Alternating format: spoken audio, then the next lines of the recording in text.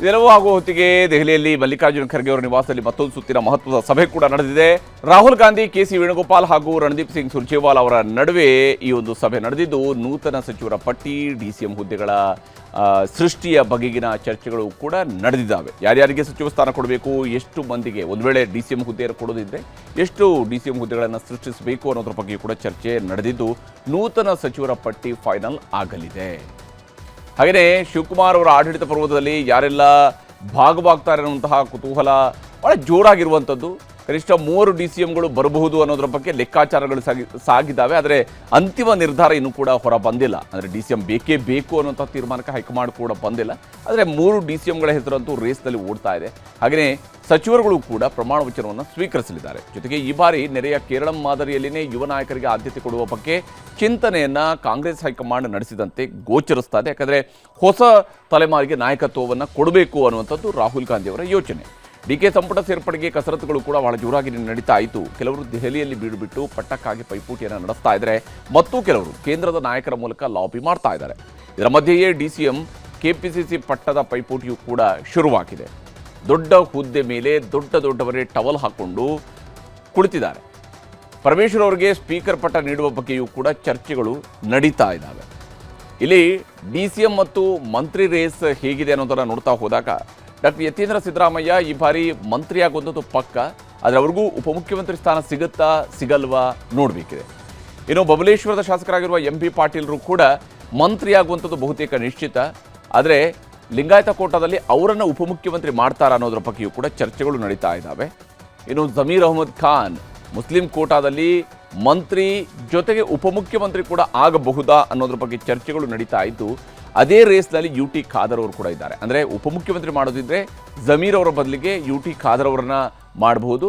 ಇವರಲ್ಲಿ ಇಬ್ಬರಲ್ಲಿ ಒಬ್ಬರು ಮಂತ್ರಿ ಆಗಿರಬಹುದು, ಒಬ್ಬರು ಉಪಮುಖ್ಯಮಂತ್ರಿ ಕೂಡ ಆಗಿರಬಹುದು ಅನ್ನುವಂಥ ಲೆಕ್ಕಾಚಾರಗಳಿದ್ದಾವೆ. ಪ್ರಿಯಾಂಕ್ ಖರ್ಗೆ ಅವರ ಹೆಸರು ಕೂಡ ಚಿತ್ತಾಪುರದ ಶಾಸಕರು SC ಕೋಟಾದ ಅಡಿಯಲ್ಲಿ ಅವರನ್ನು ಉಪಮುಖ್ಯಮಂತ್ರಿ ಮಾಡುವಂತಹ ಸಾಧ್ಯತೆಗಳು ಗೋಚರಿಸ್ತಾ ಇದ್ದಾವೆ.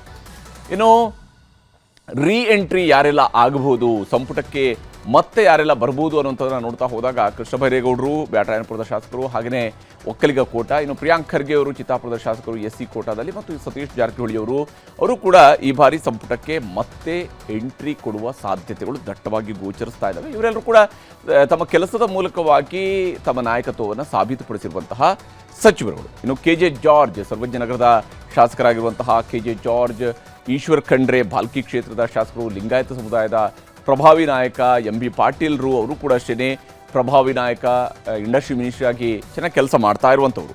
ನಾವು ಡಾಕ್ಟರ್ G ಪರಮೇಶ್ವರ್ ಅವರು ಕೂಡ ಈ ರೇಸ್ನಲ್ಲಿ ಇದ್ದೇ ಇದ್ದಾರೆ. ಅವರು ಕೂಡ ಎಂಟ್ರಿ ಆಗಲೂಬಹುದು ಅಥವಾ ಅವರು ಸ್ಪೀಕರ್ ಆಗಬಹುದು ಅಂತ ಹೇಳಲಾಗ್ತದೆ. HK ಪಾಟೀಲ್ರದ್ದು ಕೂಡ ಸೇಮ್ ವಿಚಾರನೆ.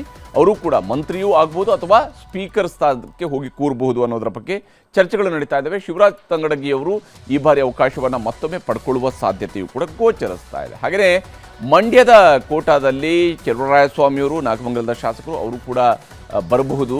ಮತ್ತು ಮಂಕಾಳ ವೈದ್ಯ ಅವರು ಭಟ್ಕಳದ ಶಾಸಕರು, ಮಗುವೀರ ಕೋಟಾದ ಅಡಿಯಲ್ಲಿ ಅವರು ಮಂತ್ರಿಯಾಗುವ ನಿರೀಕ್ಷೆ ಇದೆ. BTM ಕ್ಷೇತ್ರದ ಶಾಸಕರಾಗಿರುವಂತಹ ರಾಮಲಿಂಗಾರೆಡ್ಡಿಯವರು ಕೂಡ ಈ ಬಾರಿ ಮತ್ತೊಮ್ಮೆ ಸಚಿವರಾಗಬಹುದು. ತನ್ನ ಕೆಲಸದ ಮೂಲಕವಾಗಿ ಅವರು ಉತ್ತಮವಾದಂಥ ಕೆಲಸ ಮಾಡಿದಂಥವ್ರು. ಇನ್ನು ಜಮೀರ್ ಅಹ್ಮದ್ ಖಾನ್ ಅವರು ಚಾಮರಾಜಪೇಟೆ ಶಾಸಕರು ಕೂಡ ಈ ಬಾರಿ ಮಂತ್ರಿಯಾಗುವ ಸಾಧ್ಯತೆ ಇದೆ. ಆದರೆ ಜಮೀರ್ ಅವ್ರನ್ನೇ ಮಂತ್ರಿ ಮಾಡ್ತಾರಾ ಅಥವಾ NA ಹ್ಯಾರಿಸ್ ಅವ್ರನ್ನ ಮಂತ್ರಿ ಮಾಡ್ತಾರಾ ಅನ್ನೋದ್ರ ಬಗ್ಗೆಯೂ ಕೂಡ ಬೆಂಗಳೂರಿನ ಮುಸ್ಲಿಂ ಕೋಟಾದಲ್ಲಿ ಯಾರು ಮಂತ್ರಿ ಆಗ್ತಾರೆ ಅನ್ನೋದ್ರ ಬಗ್ಗೆ ಚರ್ಚೆಗಳು ನಡೀತಾ ಇದ್ದಾವೆ. ಇನ್ನು ಸಂಪುಟಕ್ಕೆ ಹೊಸದಾಗಿ ಯಾರೆಲ್ಲ ಎಂಟ್ರಿ ಕೊಡಬಹುದು ಅನ್ನೋದ್ರ ಬಗ್ಗೆ ನೋಡ್ತಾ ಹೋದಾಗ KN ಶಿವಲಿಂಗೇಗೌಡರು, ಅರಸೀಕೆರೆ ಶಾಸಕರು, ಒಕ್ಕಲಿಗ ಕೋಟಾದಲ್ಲಿ ಅವರು ಈ ಬಾರಿ ಎಂಟ್ರಿ ಕೊಡುವಂತಹ ಸಾಧ್ಯತೆ ಇದೆ. ಬಹುತೇಕ ಶಿವಲಿಂಗೇಗೌಡರಿಗೆ ಏನಾದರೂ ಅವಕಾಶ ಮಾಡಿಕೊಟ್ಟರು ಅಂತ ಹೇಳಿದರೆ ಚಲುವರಾಯಸ್ವಾಮಿ ಅವರು ಅವಕಾಶವನ್ನು ಕಳ್ಕೊಳ್ತಾರಾ ಅನ್ನುವಂಥ ಅನುಮಾನ ಇದ್ದೇ ಇದೆ. ಇನ್ನು ರೂಪಾ ಶಶಿಧರ್ KGF ಶಾಸಕಿ, SC ಎಡಗೈ ಸಮುದಾಯದ ಪ್ರಾತಿನಿಧ್ಯದಲ್ಲಿ ಅವರಿಗೆ ಅವಕಾಶ ಸಿಗಬಹುದು. ಅಫ್ಕೋರ್ಸ್ ಅಲ್ಲಿ ನಾರಾಯಣಸ್ವಾಮಿ ಅವರು ಬಹಳ ಪ್ರಬಲವಾದಂಥ ಪೈಪೋಟಿಯನ್ನು ಕೊಡ್ತಾ ಇದ್ದಾರೆ. ಆದರೆ KH ಮುನಿಯಪ್ಪ ಅವರ ಬದಲಿಗೆ ಅವರ ಪುತ್ರಿಗೆ ಅವಕಾಶವನ್ನು ಮಾಡಿಕೊಡುವಂಥ ಸಾಧ್ಯತೆ ಇದೆ. ಒಂದು ವೇಳೆ ರೂಪಾ ಶಶಿಧರ್ ಅವರಿಗೆ ಅವಕಾಶ ಮಾಡಿಕೊಟ್ರು ಅಂತ ಹೇಳಿ ಆದರೆ ಅದು ಲಕ್ಷ್ಮೀ ಹೆಬ್ಬಾಳ್ಕರ್ ಅವರಿಗೆ ಸಚಿವ ಸ್ಥಾನ ಸಿಗಲಾರದು. ಅದರ ಬದಲಿಗೆ ಅದು ಲಕ್ಷ್ಮಣ ಸವದಿ ಅವರಿಗೆ ಸಿಗಬಹುದು. ಅಥಣಿ ಶಾಸಕರು, ಲಿಂಗಾಯತ ಗಾಣಿಗ ಸಮುದಾಯದವರು, ಪ್ರಭಾವಿ ನಾಯಕ, ಕೇವಲ ಬೆಳಗಾವಿ ಮಾತ್ರ ಅಲ್ಲ ಸುತ್ತಮುತ್ತಲ ಜಿಲ್ಲೆಗಳಲ್ಲೂ ಕೂಡ ಅವರ ಪ್ರಭಾವ ಇದ್ದೇ ಇದೆ. ಹಾಗೆಯೇ DK ಸಂಪುಟಕ್ಕೆ ಸೇರಬಹುದಾಗಿರುವಂತಹ ಸಂಭಾವ್ಯರಲ್ಲಿ ಇರುವಂಥವರು ಅಂತ ಹೇಳಿದರೆ C ಪುಟ್ಟರಂಗ ಶೆಟ್ಟಿ ಅವರು, ಚಾಮರಾಜನಗರದ ಶಾಸಕರು, ಉಪ್ಪಾರ ಸಮುದಾಯಕ್ಕೆ ಸೇರಿದಂತಹವರು, ಆ ಮೂಲಕ ಪುಟ್ಟರಂಗ ಶೆಟ್ಟಿ ಅವರು ಕೂಡ ಇಲ್ಲಿ ಪ್ರಬಲ ಆಕಾಂಕ್ಷಿಯಾಗಿದ್ದಾರೆ. ಚಾಮರಾಜನಗರ ಜಿಲ್ಲೆಗೇ ಪ್ರಾತಿನಿಧ್ಯ ಸಿಗಬೇಕು. ಇಲ್ಲಿ ಡಾಕ್ಟರ್ ಎಚ್ ಸಿ ಮಹದೇವಪ್ಪ ಅವರು ಅವಕಾಶವನ್ನು ಕಳ್ಕೊಳ್ಳುವಂಥ ಸಾಧ್ಯತೆ ಇದೆ. ಅಲ್ಲಿ ಪುಟ್ಟರಂಗ ಶೆಟ್ಟಿ ಅವರಿಗೆ ಅವಕಾಶ ಸೃಷ್ಟಿಯಾಗಬಹುದು. ಇನ್ನು ರಾಘವೇಂದ್ರ ಹಿಟ್ನಾಳ್ ಅವರು ಕೊರಬಾ ಕೋಟಾದ ಅಡಿಯಲ್ಲಿ ದಕ್ಷಿಣದಲ್ಲಿ ಒಂದು ವೇಳೆ ಯತೀಂದ್ರ ಸಿದ್ದರಾಮಯ್ಯನವರಾದರೆ ಉತ್ತರ ಭಾಗದಿಂದ ರಾಘವೇಂದ್ರ ಹಿಟ್ನಾಳ್ ಅವರು ಅವಕಾಶವನ್ನು ಪಡ್ಕೊಳ್ಬಹುದು. ರಾಘವೇಂದ್ರ ಹಿಟ್ನಾಳ್ ಅವರಿಗೆ ಅವಕಾಶ ಸಿಕ್ತು ಅಂತೇಳಿ ಆದರೆ ನಿಶ್ಚಿತವಾಗಿಯೂ ಕೂಡ ಈ ಬಾರಿ ಕನಕಗಿರಿ ಶಾಸಕರಾಗಿರುವಂತಹ ಕನಕಗಿರಿ ಶಾಸಕರಿಗೆ ಈ ಬಾರಿ ಅವಕಾಶ ಕೈತಪ್ಪಿ ಹೋಗುವಂತಹ ಸಾಧ್ಯತೆ ದಟ್ಟವಾಗಿದೆ ಶಿವರಾಜ್ ತಂಗಡಗಿ ಅವರಿಗೆ. ಇನ್ನು ಚಳ್ಳಕೆರೆ ಶಾಸಕರಾಗಿರುವಂತಹ ಟಿ ರಘುಮೂರ್ತಿ ಅವರು ಕೂಡ ರೇಸ್ನಲ್ಲಿದ್ದಾರೆ. ವಾಲ್ಮೀಕಿ ಸಮುದಾಯದ ಕಾರಣಕ್ಕಾಗಿ ಅವರಿಗೆ ಪ್ರಾತಿನಿಧ್ಯ ಸಿಗಬಹುದು. ಮತ್ತು ಚಿತ್ರದುರ್ಗ ಜಿಲ್ಲೆಯಲ್ಲಿ ಈಗಾಗಲೇ ಸುಧಾಕರ್ ಅವರ ನಿಧನದಿಂದಾಗಿ ಚಿತ್ರದುರ್ಗ ಜಿಲ್ಲೆಯ ಪ್ರಾತಿನಿಧ್ಯ ಅವರಿಗೆ ಸಿಗಬಹುದು. ಮರಾಠ ಕೋಟಾದಲ್ಲಿ ಹಾನಗಲ್ನ ಶಾಸಕರಾಗಿರುವಂಥ ಶ್ರೀನಿವಾಸ್ ಮಾನೆ ಅವರು ಪ್ರಬಲ ಆಕಾಂಕ್ಷಿಯಾಗಿದ್ದಾರೆ, ಮುಂಚೂಣಿಯಲ್ಲಿರ್ತಕ್ಕಂತಹ ಓರ್ವ ಆಕಾಂಕ್ಷಿ. ಆದರೆ ಒಂದು ಅಂಶ ಇಲ್ಲಿ ಗಮನಿಸಬೇಕು, ಇದೇ ಕೋಟಾದ ಅಡಿಯಲ್ಲಿ ಸಂತೋಷ್ ಲಾಡ್ ಅವರು ಕೂಡ ಇದ್ದೇ ಇದ್ದಾರೆ. ಸಂತೋಷ್ ಲಾಡ್ ಕಾರ್ಮಿಕ ಸಚಿವರಾಗಿ ಅತ್ಯುತ್ತಮವಾಗಿ ಕೆಲಸ ಮಾಡಿದಂಥವ್ರು. ಹೀಗಾಗಿ ಅವರಿಗೆ ಅವಕಾಶ ಸಿಗುತ್ತಾ ಅಥವಾ ಶ್ರೀನಿವಾಸ್ ಮಾನೆ ಅವರಿಗೆ ಅವಕಾಶ ಸಿಗುತ್ತಾ ಅಂತ ನೋಡಬೇಕು. ಹಾಗೆಯೇ ಎಸ್ ಎನ್ ನಾರಾಯಣಸ್ವಾಮಿ ಅವರು ಬಂಗಾರಪೇಟೆ ಶಾಸಕರು, ಅವರು ಕೂಡ ಈ ರೇಸ್ನಲ್ಲಿ ಪ್ರಬಲ ಆಕಾಂಕ್ಷಿಯಾಗಿದ್ದಾರೆ.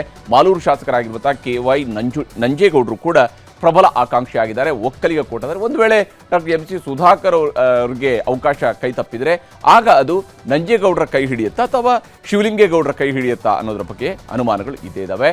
ಇನ್ನು AR ಕೃಷ್ಣಮೂರ್ತಿ ಅವರು, ಕೊಳ್ಳೇಗಾಲದ ಶಾಸಕರಾಗಿರುವಂತಹ AR ಕೃಷ್ಣಮೂರ್ತಿ ಅವರು ಕೂಡ ಈ ರೇಸ್ನಲ್ಲಿದ್ದಾರೆ ಚಾಮರಾಜನಗರದ ಪ್ರಾತಿನಿಧ್ಯ ಮತ್ತು SC ಬಲಗೈ ಸಮುದಾಯದಿಂದ. ಇನ್ನು B ನಾಗೇಂದ್ರ ಅವರು ಬಳ್ಳಾರಿ ಗ್ರಾಮಾಂತರದ ಶಾಸಕರು, ವಾಲ್ಮೀಕಿ ಸಮುದಾಯದಿಂದ. CS ನಾಡಗೌಡರು ಮುದ್ದೇಬಿಹಾಳದ ಶಾಸಕರು, ಇವರು ಕೂಡ ಈ ಬಾರಿ ಅವಕಾಶವನ್ನು ಪಡ್ಕೊಳ್ಳುವಂತಹ ಸಾಧ್ಯತೆ ಇದೆ. ಜೊತೆಗೆ MLC ಆಗಿರುವಂತಹ ವಸಂತ್ ಕುಮಾರ್ ಅವರು ಕೂಡ ಈ ಬಾರಿ ರೇಸ್ನಲ್ಲಿರುವಂತಹ ಮತ್ತೋರ್ವ ನಾಯಕ. ಹಾಗೂ ಆದರೆ MLCಯಲ್ಲಿ ಎಷ್ಟು ಜನಕ್ಕೆ ಅವಕಾಶ ಮಾಡಿಕೊಡ್ತಾರೆ, ಒಂದು ವೇಳೆ ಯತೀಂದ್ರ ಸಿದ್ದರಾಮಯ್ಯನವ್ರಿಗೆ ಅವಕಾಶ ಮಾಡಿಕೊಟ್ಟು BK ಹರಿಪ್ರಸಾದ್ ಅವ್ರಿಗೂ ಕೂಡ ಅವಕಾಶ ಮಾಡಿಕೊಟ್ರೆ ಆವಾಗ ವಸಂತ್ ಕುಮಾರ್ ಅವರಿಗೆ ಮಂತ್ರಿ ಆಗುವಂತಹ ಯೋಗ ಕೂಡಿ ಬರಲಿಕ್ಕಿಲ್ಲ. ಇನ್ನು M ಕೃಷ್ಣಪ್ಪ ಅವರು ಹಿರಿಯ ಶಾಸಕರು, ವಿಜಯನಗರದ ಶಾಸಕರಾಗಿರುವಂಥ M ಕೃಷ್ಣಪ್ಪ ಅವರು ಈ ಬಾರಿ ಸಂಪುಟಕ್ಕೆ ಸೇರ್ಪಡೆಯಾಗುವಂಥದ್ದು ಬಹುತೇಕ ನಿಗದಿಯಾದಂತೆ ಗೋಚರಿಸ್ತಾ ಇದೆ. ಯಾರ್ಯಾರು ಆಕಾಂಕ್ಷಿಗಳು ಏನು ಹೇಳ್ತಿದ್ದಾರೆ ತೋರಿಸ್ತೀನಿ. ನಿಮ್ಮ ಅಪೇಕ್ಷೆ ಇರೋದು ಸಚಿವ ಸ್ಥಾನದ ಜೊತೆಗೆ KPCC ಕೊಡ್ಲಿ ಅಂತನಾ, ಹೆಂಗೆ ಸರ್? ಇಲ್ಲ, ಅದನ್ನು DCM CM ಅವರು ಅವರೇ ನಿರ್ಧಾರ ಮಾಡಬೇಕು ಯಾವ ರೀತಿ ಇರ್ಬೇಕಂತ. ಸೊ ಅವ್ರ ಮೇಲೆ ನಾವು ಒಪ್ಸಿದೀವಿ ಯಾವ ರೀತಿ ಇರ್ಬೇಕಂತ. ನೀವೇ ಮಾತಾಡ್ಕೊಳ್ಳಿ ಹೈಕಮಾಂಡ್ ಜೊತೆ. ಸೊ ಅವ್ರ ಮಧ್ಯಾಹ್ನ ಬಂದು ಹೇಳಿದ್ಮೇಲೆ ನೋಡೋಣ ಏನ್ ಹೇಳ್ತಾರೆ ಮುಂದೆ. ಈ ಒಂದು ಸಚಿವ ಸಂಪುಟದಲ್ಲಿ ಲಿಂಗಾಯತರಿಗೆ, ವೀರಶೈವರಿಗೆ ಒಂದು ಪ್ರಾತಿನಿಧ್ಯ ಸಿಗಬೇಕು ಅನ್ನೋಂಥದ್ದು ಆ ಒಂದು ನಿಟ್ಟಿನಲ್ಲಿ ಇವತ್ತು ಈಗಾಗಲೇ ಹೇಳಿದ್ದೇನೆ. ಯಾವ ಹುದ್ದೆ ಕೊಟ್ಟು ನಿಭಾಯಿಸಲಿಕ್ಕೆ ಸಿದ್ಧನಾಗಿದ್ದೇನೆ. ಹೆಚ್ಚಿನ ಒಂದು ಜವಾಬ್ದಾರಿ ಕೊಟ್ಟು ಅತ್ಯಂತ ಉತ್ತಮವಾಗಿ ದಕ್ಷತೆಯಿಂದ ನಿಭಾಯಿಸ್ತೇನೆ ಅನ್ನುವಂಥ ಮಾತನ್ನು ಹೇಳಿಕೆ ಬಯಸ್ತೇನೆ. ಮಂತ್ರಿ ಸ್ಥಾನದ ಆಕಾಂಕ್ಷಿ ಇದ್ದೀನಿ, ಇಲ್ಲ ಅಂತ ಯಾಕೆ ಹೇಳಿಲ್ಲ. ಯಾಕೆ ನಾನು ರಾಜಕೀಯದಲ್ಲಿ ಇದ್ದೀನಿ. 1972ರಿಂದ ಯುವ ಕಾಂಗ್ರೆಸ್ ಅಧ್ಯಕ್ಷನಾಗಿ, ಬ್ಲಾಕ್ ಕಾಂಗ್ರೆಸ್ ಜನರಲ್ ಸೆಕ್ರೆಟರಿನಾಗಿ, ಜಿಲ್ಲಾ ಕಾಂಗ್ರೆಸ್ ಅಧ್ಯಕ್ಷನಾಗಿ ಮತ್ತು KPCC ಜನರಲ್ ಸೆಕ್ರೆಟರಿನಾಗಿ, ಆರ್ಗನೈಸ್ ಸೆಕ್ರೆಟರಿಯಾಗಿ, ವಿಧಾನಸಭೆ ಸದಸ್ಯನಾಗಿದ್ದೀನಿ.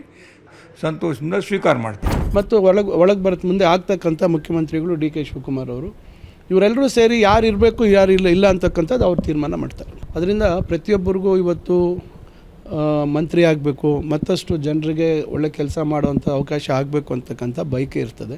ಅಂತಿಮವಾಗಿ ಪಕ್ಷದ ಹೈಕಮಾಂಡ್ ತೀರ್ಮಾನ,